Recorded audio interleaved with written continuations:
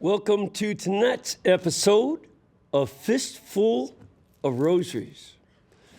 We're going to see tonight how the good turned the bad into something beautiful. So stay with us.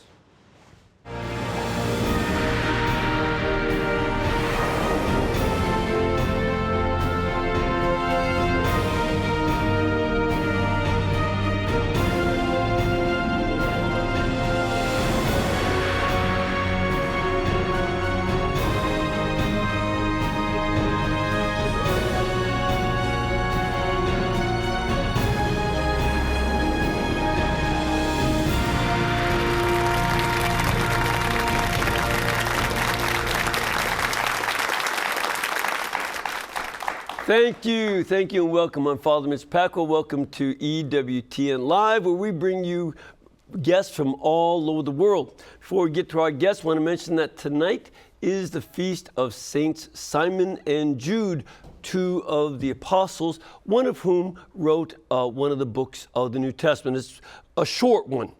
It's maybe the second shortest, or if not, I think the letter to Philemon is a little shorter, but not much. And it's a great one that we do well to read and meditate on as we contend for the faith that was left to us by our ancestors. And, that we go against false teachers. That's what St. Jude taught, and that's what I believe. But we also want to remember that today is the 1,703rd anniversary, so 1,703 years ago, before I was born.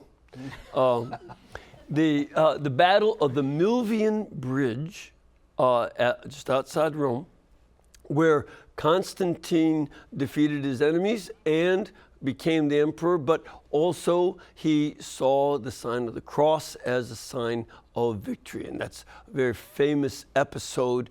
And he did not make Christianity. Matter of fact, he did not even become a Christian at that point, but he made Christianity legal. And that's what's important. Before him, it had been a crime to be a Christian. And he legalized it that you could be a Christian in the empire and didn't have to worry about being killed. All right, now our guests are going to talk a little bit about that tonight, because they understand that Christianity has changed the world for the better many, many times throughout history. And they are convinced, as am I, that the church can conquer the dumb relativism and secularism mindset that we see prevailing in the world today, dumber than a box of rocks. So please welcome the authors of a new book called 7 Revolutions, How Christianity Changed the World and Can Change It Again. Welcome, please, Mr. Mike Aquilina and Dr. Jim Papandrea. How are you? Good to see you, Mike. Welcome back. Good to be back. Yeah. So, great book. Enjoyed it very much. Thank you. And, you talk a bit about Constantine, and because people have a lot of dumb misconceptions. When you don't look it up, Yes. and it's an historical record, then that's dumb. Right. So, like, what's his name? Dan Brown said, right. Did Constantine deify Christ? Yes, Dan Brown gave Constantine credit for everything. I know it. The answer is no. No. The faith was well in place. Yes. It had everything well in place long before Constantine was in diapers. He inherited something that was finished, and that was part of the world he was living in. And not only that, he didn't even give it all that much of an advantage. No. The interesting thing, Father Mitch, is that by the time he entered, the world, by the time he was born, Constantine, the Christianity was already so well established that it was a majority religion in a lot of the cities of the empire. Right. Not everywhere. Not everywhere, but even though it was a persecuted religion, even though it was a capital offense to profess this faith, it was still growing at the rate of 40% per decade. So Constantine was a shrewd man, I believe he was a sincere believer. But And his mother was a Christian. And his mother was a Absolutely, Christian. Yeah, his father married Helena. Right.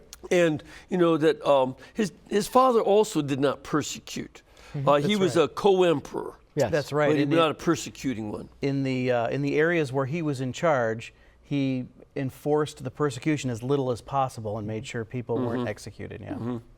Yeah, but meanwhile, the emperor, at the time there were 2 Augusti and 2 Caesars, because the empire was so large they divided among 4 men.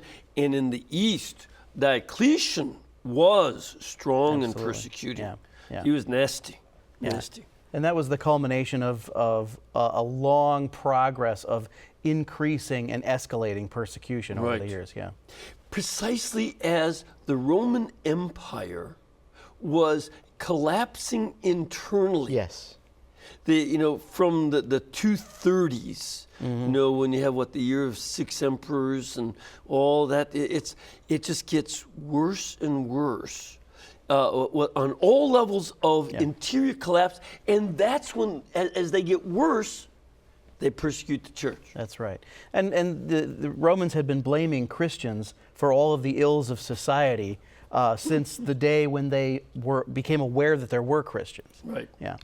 Right. But the other irony is, while Rome of itself was filled with people who were doing all sorts of things to undo, the desire of the generals to be in charge, and take it from everybody else, the egomania, the decline in language, decline in art, Work decline ethic. in literature. Yes. The empire was taxing everybody into poverty. People were aborting their baby or killing their children after they were born. Yes. Population was declining. All this mess, and they're blaming us. Yeah. Yeah. In the face of that, what are these 7 revolutions that the church brought to that dump of a culture? Well, I think Christianity made the world see what was possible, okay? There are so many things that we've inherited that we just take for granted. The idea, for example, of human dignity, human rights, the rights of women, the rights of children, all of these things that we consider goods, and they're just part of the cultural wallpaper we have. Well, they did not exist in the pre-Christian pagan world. These are inventions of Christianity. They were part of the Judeo-Christian package, but the Jews in the ancient world were a segregated people. They weren't a proselytizing people. So those ideas were not getting out into the cultural bloodstream until Christianity came along and took them to the ends of the earth. And also, the Jews had an extra problem in that the 2 revolutions they had from 66 to 72, and then again in 132 AD to 135, that just devastated them and their impact. Yes. And whereas Christians, grew in the face of persecution, but the Jewish community had a devastating loss. Yes. So they didn't have as much influence as the Christians. Yes. Yeah. Well, the revolutions we talk about are mostly ideas, but they're ideas with real, concrete social consequences. Deal with one of them, the dignity of the person. The dignity of the person, that's an excellent one. And the idea of the equality of all human beings, which is another Christian idea and that you won't find in pre-Christian pagan authors. Right. We believe that every person is created in the image and likeness of God. Okay? So there's something sacred about every human being, and we don't apply a sliding scale of personhood the way the pagans did. As you pointed out, they had no qualms about exposing a defective newborn, and that defect might Or just a be female. Females were the main ones that they exposed to animals to eat. That's right, and it was considered a defect to be a female. In Christianity, a woman could emerge as a leader. Already, as the 2nd century turns to the 3rd, we find this figure of Perpetua, this strong woman who's there with the persecuted church in prison, and she emerges as a leader in that group. Exactly. Because of her holiness. And courage in the face of persecution. Yes. But you also see, to me, one of the great contrasts is when the Emperor Theodosius has the barbarian soldiers kill people in the theater in Thessaloniki. The Bishop Ambrose could excommunicate him and force him to repent. Yes. Yeah, Yes. right. No pagan god or pagan priest of Jupiter ever did such a thing. That's right. And that's the final Never revolution. they would do that. Yes, the final revolution we deal with is the revolution of the state. Because now, for the first time in history, the state had to answer to someone else. Was accountable for the first time in history. Yeah. They're accountable to principles Yes. that were higher than the state. While the Roman Republic and Empire Yes. made it up as they went. Right. And it all goes back to that idea of all people being created in the image of God and all people being created equal, because that is the higher principle that they had to answer to. Before the church converted the world to that kind of thinking, most people were considered expendable. And the 99% existed only for the benefit of the 1%, even if only for their entertainment.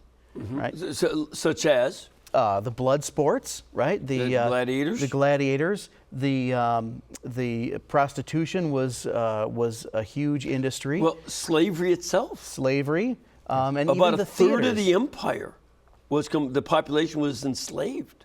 That's huge. Yes. And in Italy, there were times during that early Christian period when more than half the population was slaves. In Italy, yeah. Yeah. But again, there was no sliding scale of personhood. If you're a blind widow, okay, you have no income, you still bear the image of God.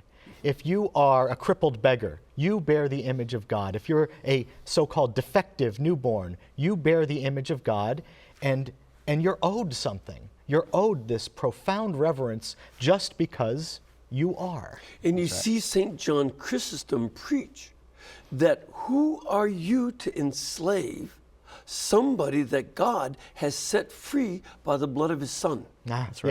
Yes, yes. That would never occur. And it's for that reason, I think that's even cited by Pope Eugene. When the African slave trade began in 1436, in the summer, by January, when he heard about it, he put it under automatic excommunication. That's right. To enslave people. Yeah. And that was repeated by the popes after him every century after that. Yeah. Really, It goes back to these days, though. Yes, That's right. Really, this revolution in human dignity, in the person, that's the fundamental one from which all the others kind of. But now, one of the others that's very interesting, especially given the decline of Roman economy, the dignity of work. Yes. Talk about that. Well, it's interesting when you read Greco-Roman authors, especially Roman authors. They considered leisure to be a virtue, and work, especially work with your hands, was somehow beneath the dignity of a gentleman.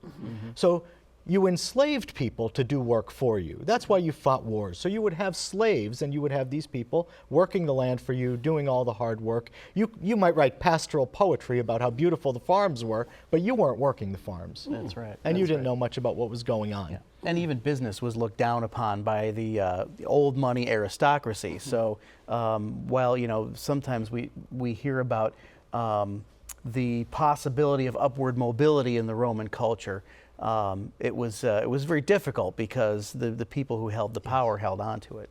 And even the great works of antiquity, if you go to Rome now, and man, you look at the Colosseum and you say, why can't we build stuff like that today? Well, because it was built entirely by slave labor. Right. And they didn't care if a lot of these slaves died on the job every day. They just didn't care. More where that came from. That's right. right, yeah. Right. And they, this is something that work, though, for Christians had a different view. It really did, because if you look at the Old Testament and the New Testament, it's an odd group of heroes in pagan antiquity, or, when you compare it with pagan antiquity, right? Right. Because who are they? They're herdsmen. They're farmers. They're all the heroes of the Old Testament and the New Testament are fishermen, herdsmen, farmers. They're working with their hands. Even Moses was not looking for God, he was looking for sheep. Yes. So they were doing something. So there was a certain dignity in labor, and that was to be imitated. And so in those early centuries, you have the pagans sneering at the Christian congregations, where the aristocracy, who converted to Christianity, would rub elbows with seamstresses and carpenters, and they even worship a carpenter. This is a radical idea, but it really does show you that radical equality of that first revolution. One of the, as a matter of fact, that you can see some of those qualities of Roman culture struggling within the church when a former slave, Pope St. Callistus, becomes Pope. But he was elected Pope. Right. Even though he was a slave, that wouldn't have happened very easily in Roman society. No, and that's right, and that debunks the myth that the church hierarchy developed by people trying to, hoard power and money and things like that. I mean, if any of that were true, you wouldn't have a slave elected bishop. That's right. Right. Now, another revolution is that of family. What's the revolution in family? Well, that's an amazing story, because if you look at what was going on in the first century, at the time our Lord was born, Caesar Augustus is emperor, right? He brings about world peace. He suppresses piracy on the high seas. He makes commerce possible between India and Rome. The Romans can have all the pepper, all the spices they want. They can just sit back, tax the provinces, have bread and circuses to their heart's delight. They were living off the money from this faraway place. Yeah, and they even brought in pearls from India, not only to wear, but they would grind them into the food for a flavoring. And in spite of all that, in spite of this unprecedented wealth, they could not bring themselves to reproduce. They could not bring themselves to have hope in the next generation. Caesar Augustus was alarmed because the Romans were not reproducing. They weren't having children. He should talk. Right, that's right. He only had one child, and she was a reprobate. He tried to legislate fertility. He tried to tax remaining single, remaining childless, all of these things that he abhorred, because he saw that a demographic winter was coming. Right. And he worried about homeland security in Rome. Right. So he wanted to legislate fertility, and it just didn't work. The people looked at the fines, and they said, I can pay that. So you have authors like... It's cheaper to pay the fine than to have a kid. That's right, because the kid's going to get in the way of that nice vacation you take every year. Pliny the Younger and Cicero are both, waxing eloquent about the virtue and the pleasures of childlessness. Yeah. And meanwhile, they can't find enough soldiers for their armies, so they have to hire barbarians. That's right. Who then turned on them and took over. That's right. Yeah. What's interesting is that by the end of the 2nd century, I think the Romans started to see that the Christians were on to something, because the Christians were reproducing. Right. They didn't practice contraception, they didn't practice abortion or infanticide, and they had these big loving families. What's going on here? So for the first time, as far as I know, in human history outside Judaism, we find legislation against abortion. Which is found where? In the Severans. At the beginning of the 3rd century, the Severans begin to enact legislation against abortion. And the Severans were? The emperors at that. That's the dynasty going strong at that time. But it seems that the laws again just kind of fell flat. They didn't seem to work. But see, the other side of that, the Christians had already legislated against abortion in the 1st century. Yes. No, absolutely. In a document known as the Didache, which was written probably about the same time as the Gospel of Matthew. Yes. Right? That document uses a pro-life, what we would call a pro-life stance, as part of the very definition of what Christianity is. This is who we are. Yes. We don't abort our children. We affirm life. And that becomes part of the identity of what a Christian is. And not too many decades later, maybe 1 or 2 decades later, the letter of Barnabas also prohibits abortion. Yeah. And even in the Didache, the prohibition of pharmakeia, a lot of times that's the Greek word. Some people translate it as sorcery or magic, but also it's because it comes right after the word abortion, it may refer to prohibiting contraceptive medicines that they had various ways of trying to contracept children as well. We won't go into them now, but they had various things that they would do to try to prevent conception. Yeah. And that may be more. And this is something important because we have silly people like Nancy Pelosi who try to say, well, the early fathers didn't know when a child got its soul, so abortion is okay. Is that the conclusion the fathers drew from, not because they weren't sure when the soul comes in. Did they conclude that it's okay to do an abortion? Of course not, because they would have certainly erred on the side of caution with regard to when they thought the soul was infused into the baby. But of course, they didn't really understand even as far as what the male contribution to a baby is anyway, or the female's contribution. They didn't quite understand all of that. But let's go back to the most important conception ever, the conception of our Lord at the Annunciation, right? If he's fully divine and fully human from his conception, then how could we possibly question whether we are fully human from our conception, right? Yeah. Now here's something then that we have to, because there are some other elements here about the notion of God as love. A God of love was not Jupiter, was he?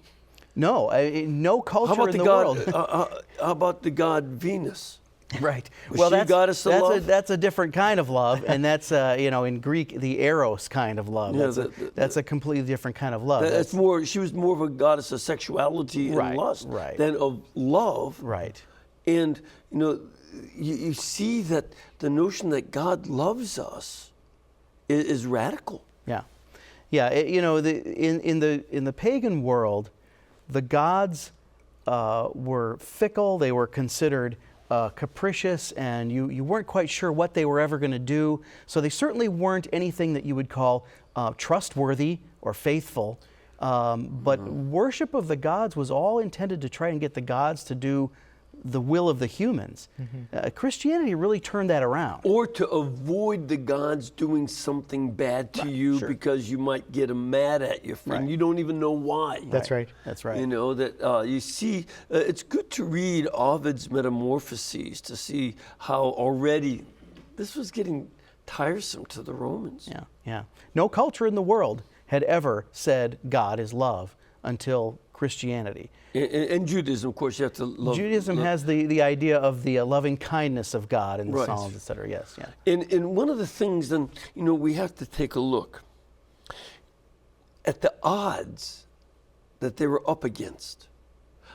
If nobody is believing in family the way Christ taught it and the church taught it, nobody in the ancient world was against abortion and contraception. These were not even moral questions. Nobody really saw the dignity of human work as a value for dealing with the garden, and nobody saw God as love, and all these, the dignity of none of that was there. Right. And yet 12 guys, 2 of whom we celebrate today, Yes. Yeah.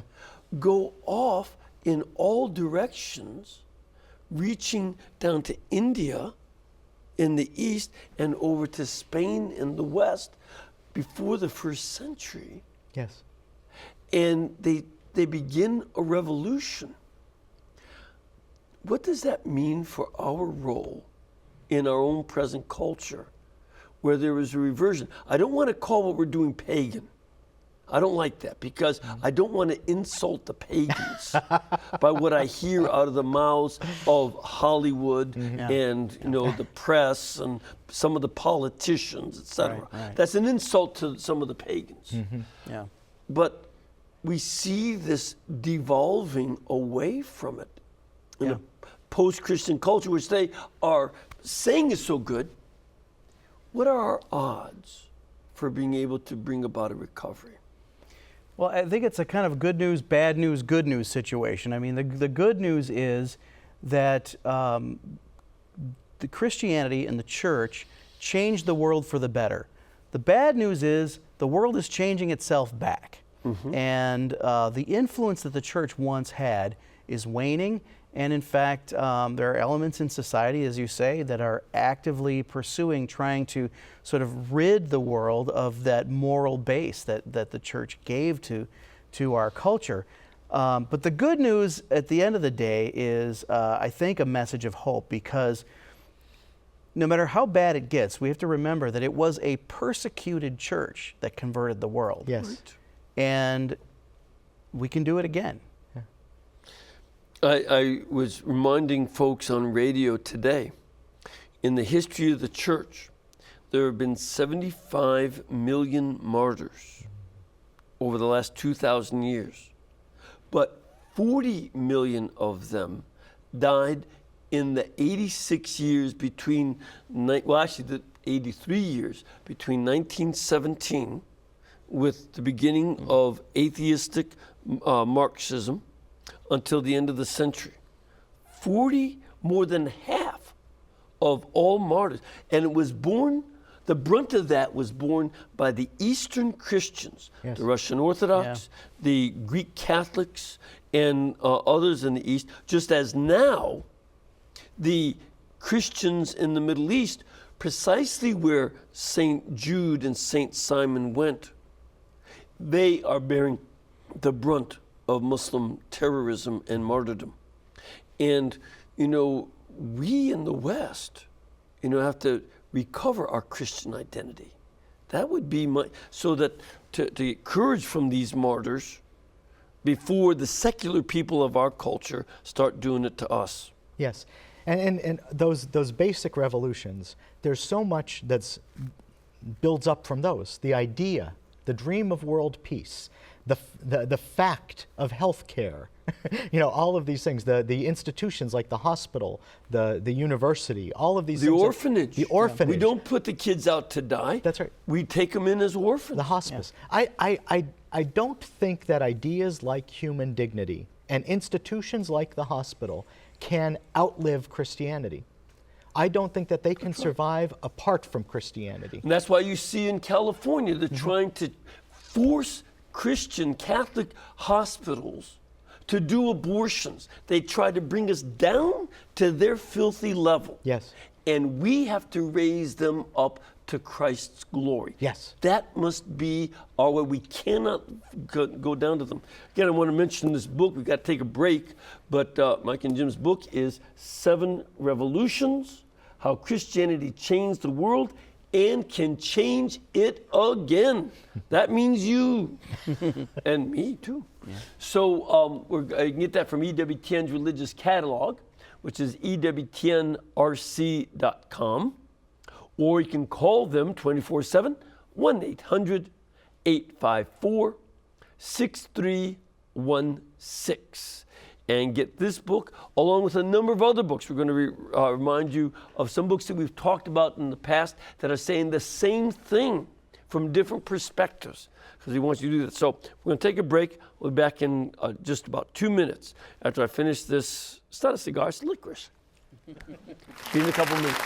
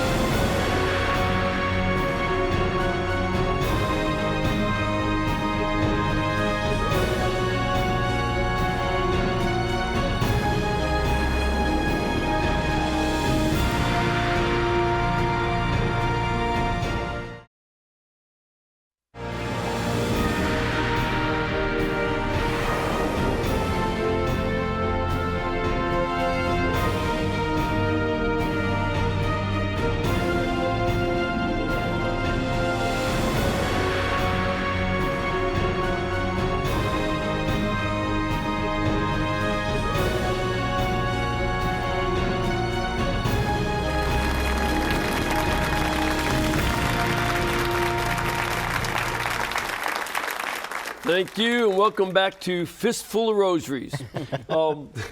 We want to let you know about some other resources to go along with the same theme. There's a book by Al Cresta, a great radio host.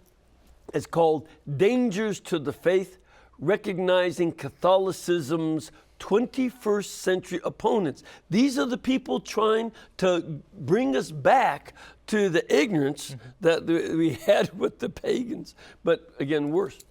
Also, Bill Donahue has a wonderful book called Why Catholicism Matters, How Catholic Virtues Can Reshape Society in the 21st Century. Another great book. Plus, Thomas Wood's video series, The Catholic Church, Builder of Civilization. I urge you to get that and these other materials along with this new book, 7 Revolutions. Again, go to ewtnrc.com, our website, to order it, or call 1-800-854-6316. Remember, people are going to be saying dumb things, and the reason they're so dumb is because they're not true. That's what makes it ignorant. And what we need to do as Catholics, this is one of the keys of the Catholic revolutions. We did not stick with ignorance. We learned and studied, and we answered them. St. Peter told us in the first epistle, chapter 3, verse 15, always be ready with a defense of the hope that you have in Christ Jesus. So you better listen to the first Pope, because he got in the Bible with that. Now, come on. Also want to remind you that there's a Year of Mercy pilgrimage to Poland and Prague with Father Miguel Marie, MFVR, our home Father Miguel. It'll be April 21st to May 1st, 2016. Just go to visitationpilgrimages.com, or you can call 256-347-1475. Ready for some questions? I think so. Sure. Start off with this lady over here. Ma'am, where are you from? Andover, Massachusetts. Great to have you here. It's a little bit warmer down here, isn't it? Yes, well, it's been cool this week. It's been cool and rainy, but I was up north in Maine over the weekend, and it's cooler up Is there it? yet. Yes, Okay. ma'am. So what's your question? Well, we're always hearing how horrible the Crusades were, and I don't, a lot of stuff I've read is that they weren't that bad. And what is the truth, Father? All right. Yeah, that's a great question, and because when people want to bash the church, often the Crusades are one of the first things they bring up. Yeah, well, as an wasn't that example. an attempt by the Catholic Church to convert Muslims? Well, not so much. No, no. that wasn't No, at in all. fact, there's a lot of myths surrounding the Crusades, just like there's a lot of myths surrounding Constantine. But the truth is that the Crusades were a response to aggression, kidnapping, pillaging, and murder. Murder. And Don't forget murder. Right. And so, while no war is ever good, the Crusades are not what most people think. And I mean, one of the German bishops had a few thousand people on pilgrimage, and they were all killed. yeah. At about 1050. Basically anyone who tried to make a pilgrimage to the Holy Land was at great risk of being kidnapped and put into slavery or murdered, and of course whatever happened to the women was possibly even worse. So it was not a good situation, and something had to be done. And so The Seljuk Turks, who had invaded they were just across the Bosphorus from Constantinople. They were taking Christian cities and killing people in the cities. It was to protect. That's right. And so a lot of the things you hear about the Crusades simply aren't true. The other thing I want to say about that is that even where the church has made mistakes in the past historically, part of the point of our book is that the good that the church has done in terms of making the world a better place and creating the very concept of human rights far outweighs anything or any time that Christians have failed to live up to those values of the church. Because let's face it, all the worst sins you can think of were all business as usual before the church converted the world. And so we only have the ability to critique human rights violations because the church taught us how to do that. Where Christians are accountable to Christian principles, and when the Crusaders went when they were held accountable. That's right. And excommunicated. When they did something that was against morals, they got excommunicated. For instance, in 1204, the sack of Constantinople. Apart from Christianity, all's fair in war. There's no idea of a just war before Christians arrive on the scene to make a case for it. There's no idea of battlefield ethics. Are you crazy? No. What, you go in, you go in, and if you win the battle, you kill the men, you rape the women, you salt the fields maybe, if you don't want the land. So, I mean, that was the progression of events in a battle. So Christianity established these principles by which Christians could be judged. And I like to point out for perspective, Crusades lasted in the Middle East about 250 years. Yeah. And in that time, about 650,000 people died in the wars, in the sacks of different cities and stuff. You can read the Muslim chronicles and the Crusader chronicles, and they pretty much agree. And on the numbers, when you compare battles and such, it's about 650,000 people over 250 years. In contrast to the 4 years of the Civil War in this country, which was fought over the North imposing tariffs on the South, slavery being imposed on blacks in the South, and if the Pope had been listened to through the centuries, they wouldn't have had slavery. Right. So, the Christian principles could have prevented that, but it was 4 years to equal 250 years. Wow. Yeah. Let's go over to Eileen. Hello, Eileen. Hello, Father. Hi, where are you from? I'm from Michigan. Great. And what is your question? My question is, what happened to trying to convert Muslims, Jewish people, or other non-Christians to Catholicism, and is this important at this time in the world today? All right. So she wants to know what happened to it. Is anybody converting people to Christianity anymore? Well, I think that's happening, and I think people are being converted to Catholicism specifically. I mean, the myth of Constantine is that, Constantine converted the Roman Empire. And Mike alluded to this earlier. Constantine didn't convert the Roman Empire. Christians converted the Roman Empire by loving their neighbor, one neighbor at a time. And this is how we will convert people, whatever we're converting them from, this is how we will do it. We will do it by creating relationships with them and by loving them as our neighbors. I think it's important to point out that there were no diocesan programs for evangelization in the first 4 centuries. Okay, we were a persecuted church. There was no diocesan anything. There were no committees. Come on. It was How'd they get anything done? One heart setting another heart on fire. That's the way it worked. One heart setting another heart on fire, and it was all ordinary Christians living in ordinary families, loving the people next door, until the people next door said, whatever it is that you have, I want that. I want it for myself. It didn't hurt for the Christians to pray for the conversion. Yes. And fast Yes. for the people to convert. Yes. As oftentimes happened. Yes. And, Eileen, just to give you a little more information, you won't hear this on the CNN, Fox News, ABC, NBC, CBS, but you do hear it on Al Jazeera television. And they report between 6 and 8 million Muslims a year become Christian in Africa. You probably don't know that. There are a lot of other countries I don't want to even talk about because, it's very dangerous for the Christians to be known.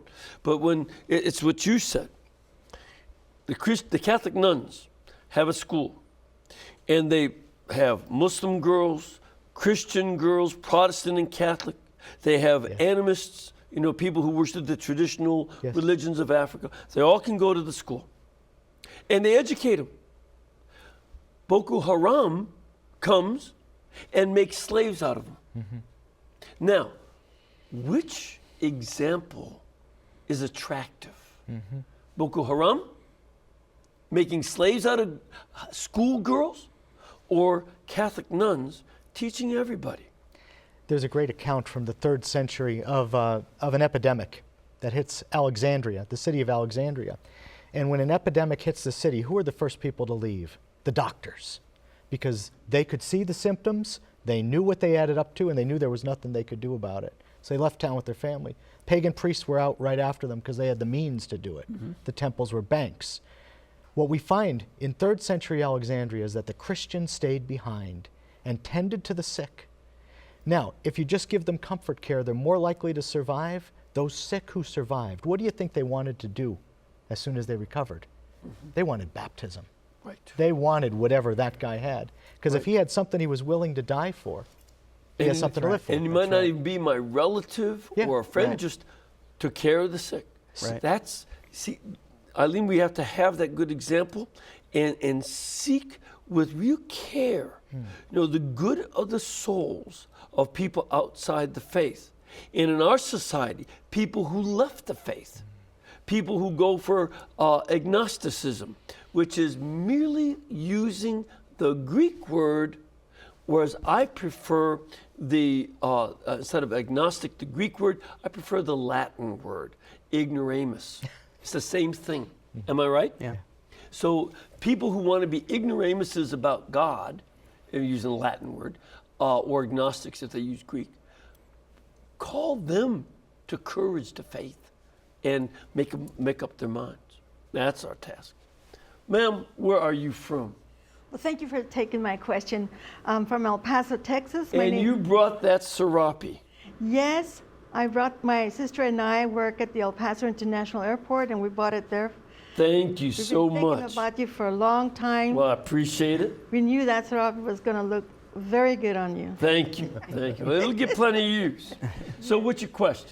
Well, Helena, the mother of Constantine, she was a very good, she was a very wise marketer because she really knew how to market Christianity.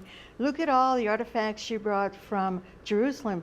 Holy moly, I mean, how many people tell me that they have a piece of wood from the cross of Jesus? Well, I think it would make a forest by the time you get down to it. But I think she was a very good marketing specialist.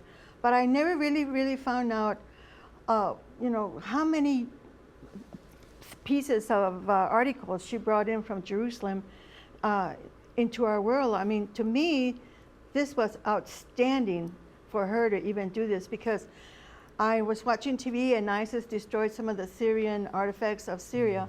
And I'm saying to myself, well, they're going to take forever to destroy the Christian artifacts that Helena brought in. Yeah. And so I was just curious, how many articles, don't you think that was a marvelous move on our part? Oh, yes. Well, let me just make one correction, though. If you took all the various pieces of the true cross, all the little fragments, it would not add up to a forest. It would add up to 1/3 of a cross. It was something that was said by Luther and Calvin in the 1500s, that it would, you have 3 crosses out of all the relics. Yeah. It's not true. And we even did a show on that. We have a book. I can't think of the name off the top of my head, but we have a book at Religious Catalog that gives a list of all the stuff she brought and where it is today. Yeah, those relics are very tightly watched over. So, but I don't know what the total number is, but I do know that when I take my students to Rome, we visit a lot of the relics, and my favorite is the Holy Stairs. Actually, I think the stairs that Jesus walked up to meet Pilate were disassembled and brought to Rome, as you know. And those are in Rome, and that proves to be a very moving experience for my students, and so I think it's an important thing. And what's the name of that church? That's St. John Lateran. Well, across that's the at the street. cathedral. Yeah, Yeah, that's that's across the street from St. John Lateran. No, but what's the name of the church where that is? Santa Croce in Jerusalem. Oh, what St. What St. Helena did is she brought Right. boatloads Of dirt. Yeah. from Jerusalem. That's right, yeah. She put it in her palace, and then the church was built on Jerusalem. Yeah. Yes, yes. So you're actually in Jerusalem when you're in that church. That's Sort right. of. And this was important because even though Christianity was legalized and now it was possible to make pilgrimages to the Holy Land, most people couldn't do it. But they could make a pilgrimage by going to Rome and visiting the pilgrim churches. Exactly. Yes. And with the relics, yeah. We have Teresa on the line. Hello, Teresa. Teresa, you there? Did we lose her? I think we might have lost her. So, well, if she comes back, let us know. Can you hear me? Oh, there you are. Hello, Teresa. Hi, Father. Hi, what can we do for you tonight? Well, part of my question has already been answered. Okay. But a lot of Protestants on the internet always want to debate with devout Catholics that the church started with Constantine, that, he started the church. Right. Whereas we maintain that it is Pentecost where the Holy Spirit was breathed life into, the church actually started. And I'm just wondering how you would answer them. Teresa, that's a wonderful question is. because a lot of people hear that.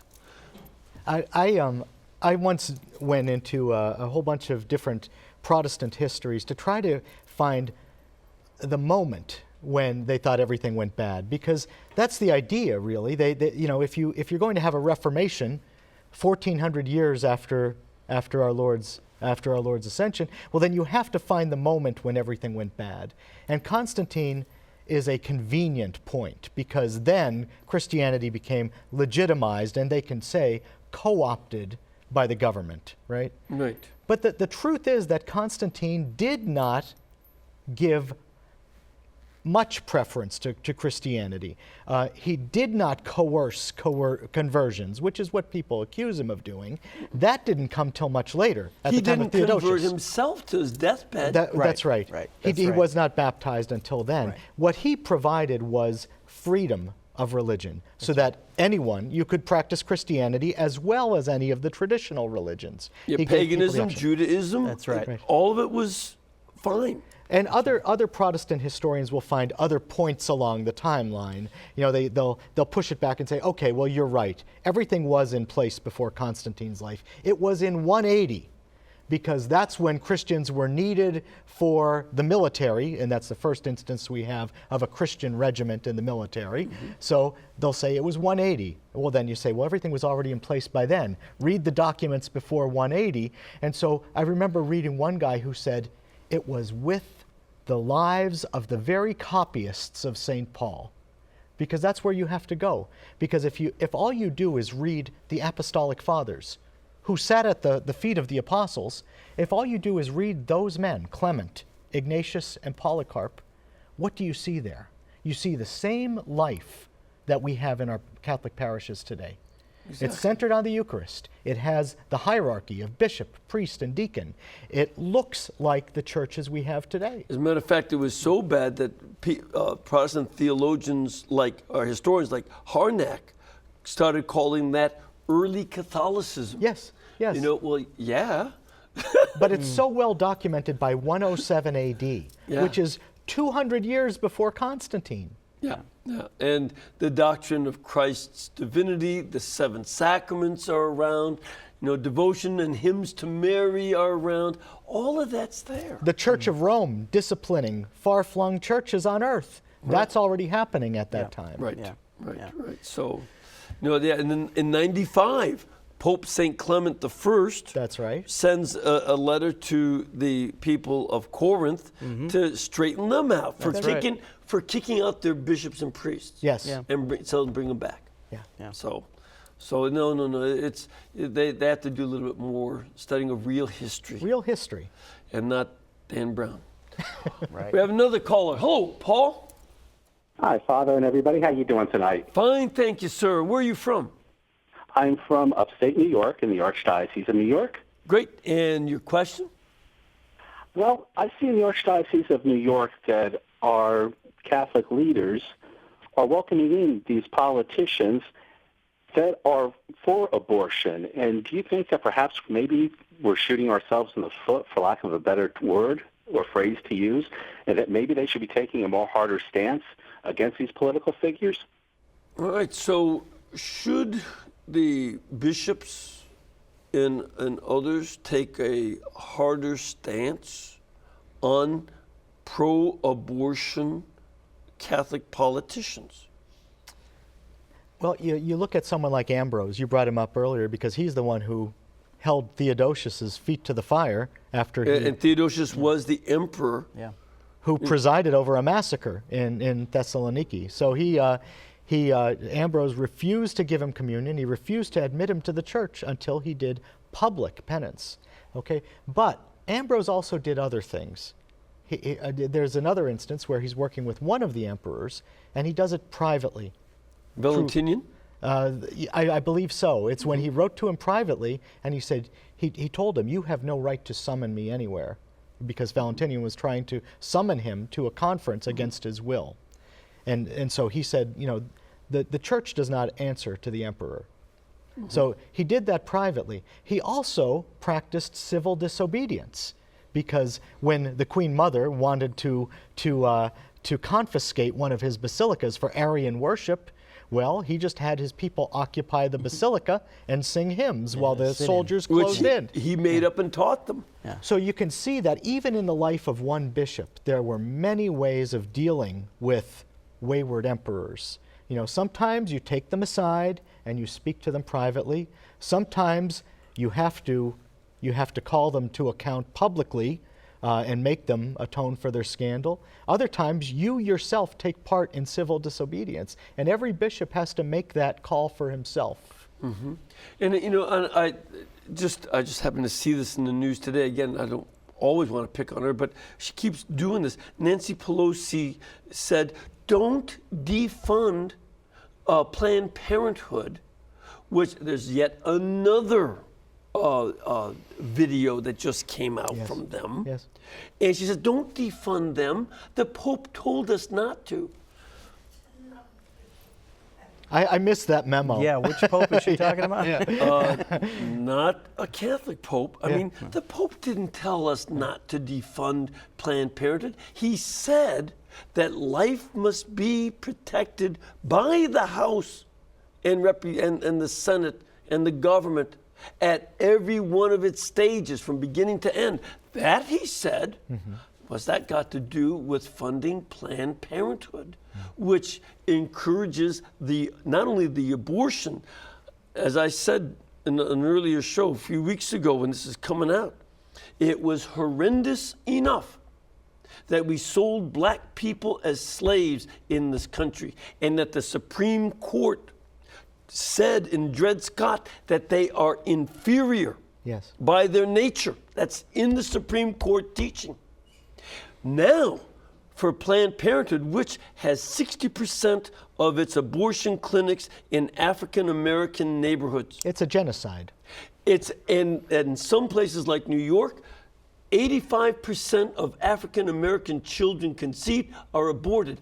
Now they're selling black children in pieces. That is even worse. And she wants us to say that the Pope said it's okay? No. And this is something that we all have to stand up for against the nonsense. Jim and Mike's book is 7 Revolutions, How Christianity Changed the World and Can Change It Again. That means you and me. You can get that at ewtnrc.com or call them 1-800-854-6316 and become part of the people that change it. Thank you, gentlemen, and may the Lord bless you and keep you, the Father, the Son, and the Holy Spirit. And again, we can bring great guests like this and do all the other programs we do only because this network is brought to you by you. You make it possible, as Mother Angelica had set this up. So please remember to keep us in between your gas bill and your electric bill. And God willing, we'll be able to keep on paying all of our bills too, as we work to help bring a revolution to change this culture too. Thank you.